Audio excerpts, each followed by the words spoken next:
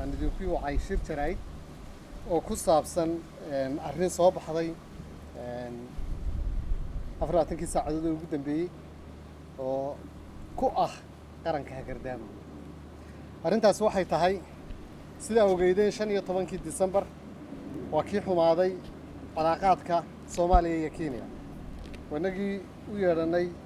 danjiraheennii iyo safaaradda tiimkii naga joogay calaaqaadkiina wanagii hoos u dhignay. intaa kadib waa tii la isugu tagay shirkii Djibouti ee madaxdayga. shirka waxaa la saaray guddi xaqiiqo raadina oo warbixin ku soo celiyay iga. waxaan idinku yeelay maanta warbixintii oo soo baxday. warbixinta igada soo baxday aad bay Soomaaliya u soo dhaweysay markii loo xil saaray dawladda Djibouti yani walaalaan nahay in ay arrinta gasho iyadu oo ay xaqiiqo raadis noqoto oo ay soo aruuriso. riboodkii wuu soo baxay. riboodka waxaa hogaaminaya 7 xubnood oo ahaa guddida xaqiiqo raadiska. waxay ahaayeen 6 reer Djibouti ah iyo xubin ka socotayga. 6 reer Djibouti waxay ahaayeen ambassador Yaasiin Cilmi Buux oo ah safiirka Djibouti u fadhiya Kenya, ambassador Aadan Xasan Aadan Belelo oo ah ambassadorka Djibouti u fadhiya Soomaaliya, General Daahir Cali Maxamed oo ah general ka tirsan ciidamada Djibouti, Colonel Cali Aadan, Colonel Maxamed Barkad, Colonel Hussein Idris iyo xogayaha oo ka socday iga. riboodkii soo baxay dawladda Soomaaliya wuxuu ku noqday fajac iyo amankaag iyo qaadan waa. wax aan loo fadhiin oo aan la filahayn. wuxuu ka hadlayaa riboodka ama warbixinta ay guddidu soo saareen wax alla wixii Soomaaliya ay dhibsanaysay ee ay sheegatay. guddidii xaqiiqo raadinta ee Djibouti ka socotay waxay ka soo saareen wax kama jiraan. airspace-ka ama hawada oo lagu soo xadgudbay waxay yiraahdeen Soomaaliya khaldanaydoo aan kala reebin diyaaradaha kuwa xamuulka iyo kuwa dadka qaaday iyo kuwa ciidanka iyo kuwa waxaan loo diray. waxay ka hadleen ciidamada Kenya inaanay imanin dhulka Soomaaliya. waxay qoreen inay arrintu tahay arrin hore oo Soomaaliya iyo Kenya ka dhaxaysay ee aanay ahayn arrintan hadda keentay calaaqaadka loo jaray. waxay isticmaaleen waxay yiraahdeen the long standing grievances Djibouti ee Soomaaliya iyo ka dhaxeeya Kenya ma jirin marka laga reebo arrinta badda. arrintaana runtii arrin gafa oo la khalday bay ahayd. waxay kaloo ka hadleen inaanay ciidamada Kenya ee AMISOM qaybta ka ahi ka bixin deegaano muhiim ah oo lagu dhibaateeyay markay ka baxeen dadkii Soomaaliyeed ee gobolka Gedo gaar ahaan Buusaar iyo Faxfaxdhuun iyo deegaamadii aynu ka soo sheekeynay.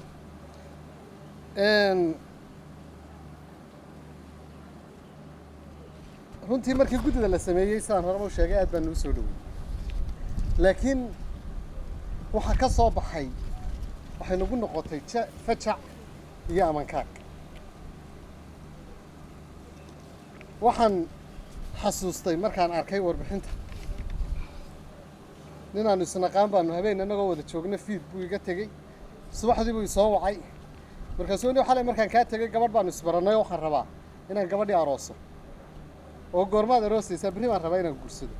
wax ku dee dhaqan baynu leenahay horta inaad qoyska iyo gabadha iyo barato soo ma ahayno.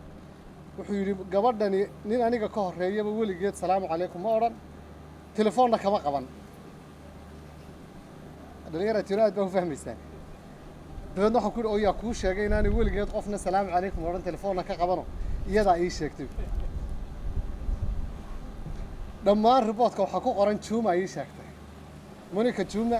wasiirka difaaca ee Kenya sida ay tiri as Monica Juma said waxaa ku qoran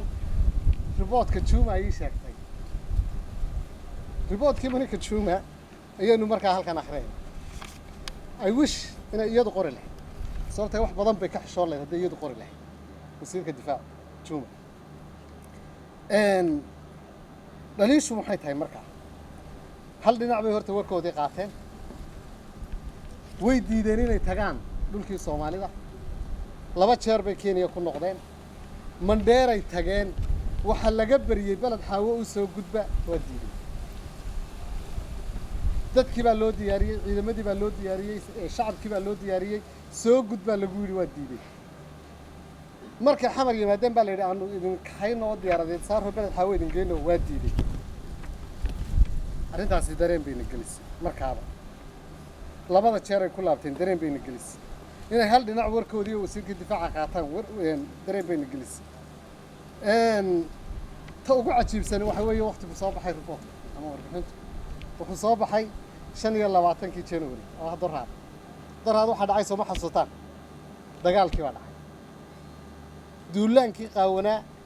ee araxda ay Kenya kaga jabtay iyo dabadhilifkii la socday baa 25 dhacay if you look like elephant walk like elephant sound like elephant then you are elephant haddaad sida maroodiga u socoto sida maroodiga u cido sida maroodiga u hadasho then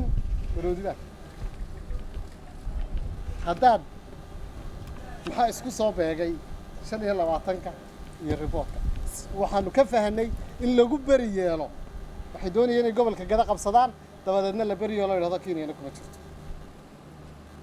ayaaba cajiibka waxa kamid ah report ku jira waxaanu diyaarad baanu ku dul marnay xuduudda ma joogaan ciidamadkii waxaanu waraysanay qolada Jubbaland waxay noo sheegeen in aan ciidanka Kenya halka ka bixin waxa soo dhib waxa ahaa wax bias ah baseless ah unfair ah impartial wuxuu ka soo horjeedaa reportku dhexdhexaadnimadii loo saaray wuxuu ka soo horjeedaa warbixintu shalayto statementkii ama qoraalkii uu soo saaray Muuse Faqi madaxa African Union AU-da ee uu lahaa dagaalka gado wuxuu dhaxeeyaa Soomaaliya iyo Kenya AU-di ayaa qiraysa in dagaalku uu yahay laba geesood waxa nasiib darro ah in walaaladeen inta qiri waayeen oo ay khilaafaan warkii AU-da waxay khilaafeen warkii ay sheegeen xildhibaanada iyo senatarada Kenyaatiga ah ee daawateen ee telefiyada waaweyn ee Kenya TV ka baxayay ee ahaa in dagaalku uu dhaxeeyo Kenya iyo Soomaaliya Kenya inay faraha ka qaado arrinta Soomaaliya waxa ay reportku ka hor imanaya shacabka gado ee madaafiicda iyo missileska ay carruurta ka laayeen ee Kenyaatiga ku soo rideen ay numeedkoodii iyo dhaawacoodii daawanayeen waxaas oo dhan ayuu warbixinta ay soo saareen generaalada iyo safiirada Djibouti uu meel ka dhac ku yahay oo ka hor imanaya ilaa African Union ilaa iyo shacabkii gado Soomaaliya iyo Djibouti ma rabo arrintu inay noqoto arrin Soomaaliya iyo Djibouti u dhaxaysa waa arrin warbixin khaldan ku kooban kullu ibn aadam khada wa khayra khadaayina tawaabun qofku waa khaldami karaa meel buuna ka dhici karaa bini aadam baana loo yahay laakiin Djibouti waa walaaladeen waa ehelkeeni waa walaalkeeni yaraa ee inagu aynu korinay ee xornimadiisa keenay ee ka shaqeynay without us la'aanteen Djibouti dalna ma noqoteen xorna ma noqoteen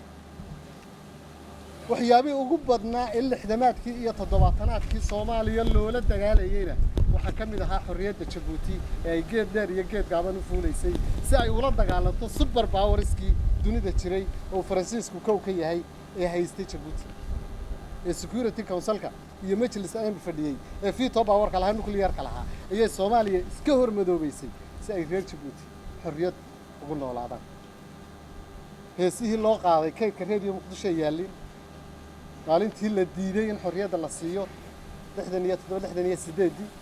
midnimadeennii mugdi gasho magaceen ba ayay Soomaaliya oo dhani weer casbay qaaday midnimadeennii mugdi gasho magaceen ba ayay weer casbaa la wada xidhay in Djibouti loo diiday xornimadii markay xorriyadda heleenna waabaa bariyay bilicsan arooriyo baxsan maalin boqoran bay noo qaaday waa walaalkeennii yaraa anigaygan idinla hadlaya waxaan xasuustaa waa uu imanayay madaxweynihii hore Djibouti Xasan Guuleed Abdidoon ilaahay oo naxariisto toddobadii subaxnimo يعني voluntarily حتى ما جري مركنا ليدي maamulaha la yiri maanta madaxweynaha Djibouti baa imanaya waanu yaacnay ilaa iyo 3 galabnimo 4 galabnimo asarkii subax toddobadii baanu cararnay si aanu isu taagno jidka airport 4 galabnimo annaga aan biyo cabin oo waxba cunin oo annagu iskaya u yaacnay si aanu u aragno madaxweynaha iyaga labaad ayaanu soo martay waxaanu jecelnahay wanaagooda waxaanu jecelnahay guushooda waxaanu jecelnahay horumarkooda laakiin reportkani wuxuu stain baa la yiraahdaa Englishka bar aan tirmin 100 sanadood ku noqonaya walaalnimada markaas oo walaalka mararka qaar yani waxay arintani hadaa saashanaysaan Kenya ma faragelinayso Soomaaliya macnaheedu waxa weeye farageliye arintaasi arrin siyaasad laga dayo maaha walaaladeenna guddida soo saaray reportkan waxay dhaawacayaan walaalnimada waxaan isleeyahay inay ka noqon doonaan oo ay raaligelin ka bixin doonaan guddidaasi 6 xubnood ee reportka qoray ehelnimada walaalnimada meel bay kaga dhacday sababtoo waxaan anagu u aragnaa dulmigu waa laba dulmiga qofka cadawga ah ku dulmo iyo dulmiga uu ku dulmo walaalka labada dulmi hadda waa dulmi isku mid ah laakiin waxa xun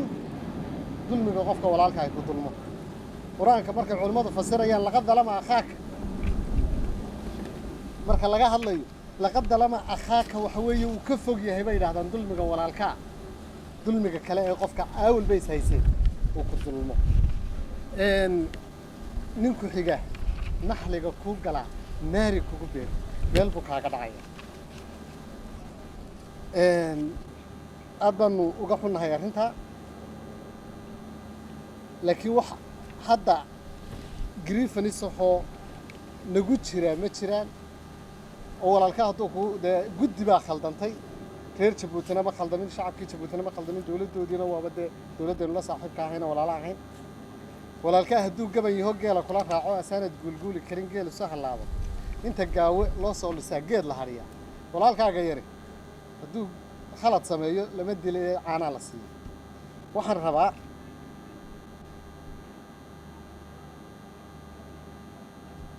ina ogaataan in Soomaaliya dulmi badan ku socdo dagaal badan ku socdo waxa dagaalkan aan ku soo gabagabeynaya statementkayga dagaalkan oo dhan wuxuu inoogu socdaana sidii aan idin sheegay dooraad waa iftiinka inoo soo baxay ee dawladnimada iyo rajada iyo kabashada inta la inagu dilaya ee la inagu haystaa waa inta inagu nabad baynu rabnaa horumar baynu rabnaa Kenya la rabnaa wanaag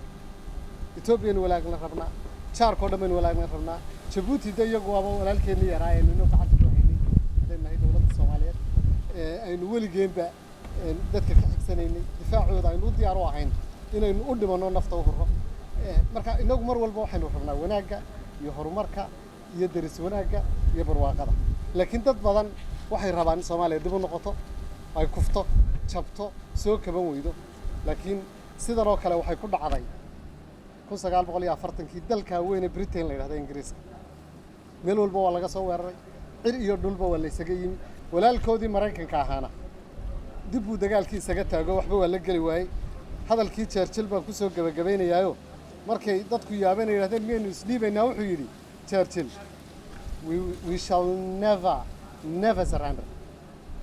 weligeen isma dhiibi doono maanta waa ku ayagu dunida ka talinaya Soomaaliyana mar bay ka talin doontaa geeska iyo gobolka waa mahadsan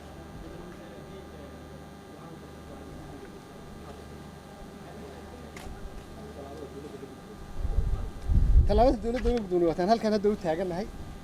waa taan leenahay warbixintani waxay ka soo horjeedaa African Union statementkoodii waxay ka soo horjeedaa xildhibaanadii iyo senatarada reer Kenya warkoodii waxay ka soo horjeedaa ciidan cadaymihii waxay ka soo dagaalkii dhacay bay ka wixii oo dhan waa la arkaya marka waxaan rabnaa inaan dhaahno wixii aad soo qorteen iyo waxa meesha ka jira isku mid maaha waana naga cadaynay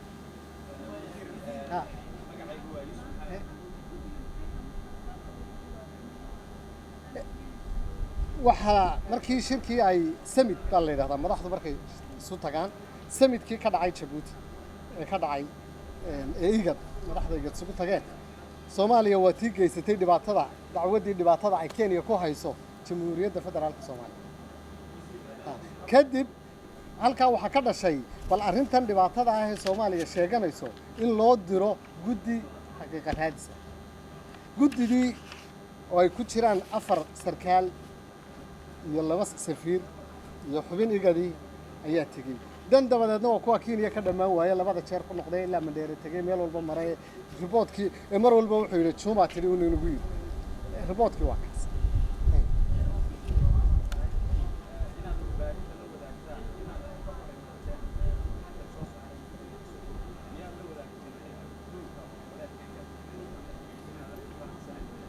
channelada diblomaasiyaddu mar walba way furan yihiin wayna socdaan laakiin mar walba waxa muhiim ah shacabka Soomaaliyeed iyo dunidaba inaan u cadeyno warka laba war kasiyood baa loo cadeeyaa channelka diblomaasiyadda iyo channelka furan ee dadweynaha waxaan rabnaa 20 milyan oo Soomaaliyeed baan mas'uul ka nahay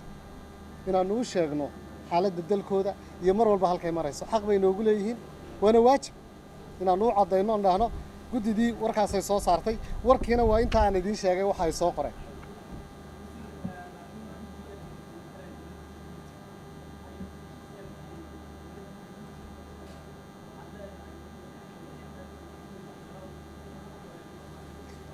su-aashu anigu horta waxaan gaar ku yeelay guddidu waa shakhsigu isagoo dawladda diratay ayuu sometimes adiga haddii imika dawladda ku dirato laga yaabaa si aad adigu wax u jecelayd ama si aad wax u necbayd waa xaakinka ama qofka judgmentku iyadoo dawladdu xaakin kaa dhigtay soo cadaalad darro ma samayn kartid ya adigoo xaakim oo guddoomiye maxkamadeeda ma odhan kartid dawlad baa kuu magacowday laakiin personality-ga iyo akhlaaqda iyo dhaqanka ayay ku fiican tahay guddidu marka waxaan arkayaa guddida xaqiiqa raadinta ahi in ay ku sameeyeen walaalnimadeennii bar madow oo u baahan in la tiro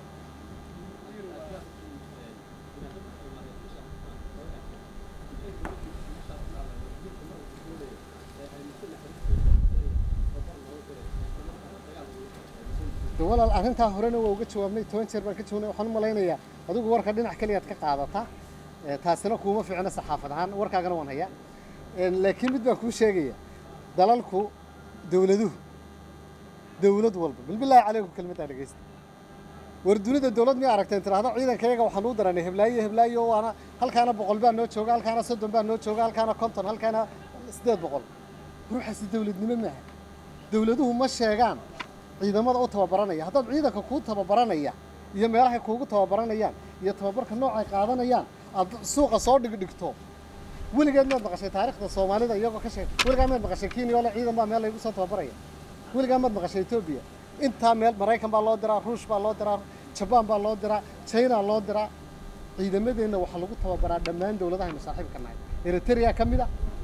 Turki baa kamida Uganda kamida Djibouti baa kamida meel walba way noo joogaan meel walba ciidan baa inoo jooga la inoo tababaraa laakiin waa dawlad xumo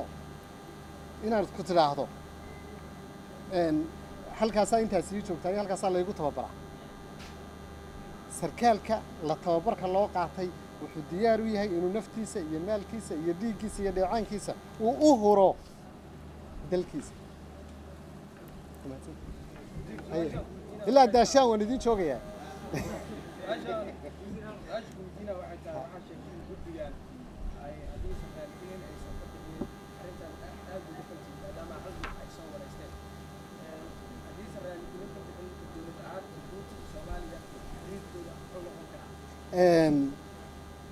walaalnimadeenu waa wax weyn walaalnimadeenu waa dhiig blood we share blood laakiin de khalad baa walaalkaa samayn kara waa aniga ku yiri laga dalama akhaak walaalkaa dad ku dulmi karaa wax aan ku qabanna uu soo saari karaa taasi waxay u baahan tahay marka la isu yimaado la yiraahdo arrintaasi meel ka dhacday ahayd gafaheed de waxaana ugu filanba wixii doraad dhacay ee maatida lagu laayay ee hoobiyaha lala dhacay ee madaafiicda lala dhacay ee la soo 500 oo ciidan waxay yiraahdeen wax alla wax ciidan oo xuduud xagga ka jira ma jiraan 500 oo ciidan habeenkii ka soo tallaabay dabeedna waa kuwa African Unionka qaylada ku dhiftay Kenya iyo Soomaaliya arrinta wada hadal ku soo dhameeyay mar walbana sida ay African Union ku sheegeen diyaar baan u nahay wada hadal diblomaasiyad nabad iyo xasilooni inaan kula noolaano walaalahay aad baa u mahadsantihiin thank you very much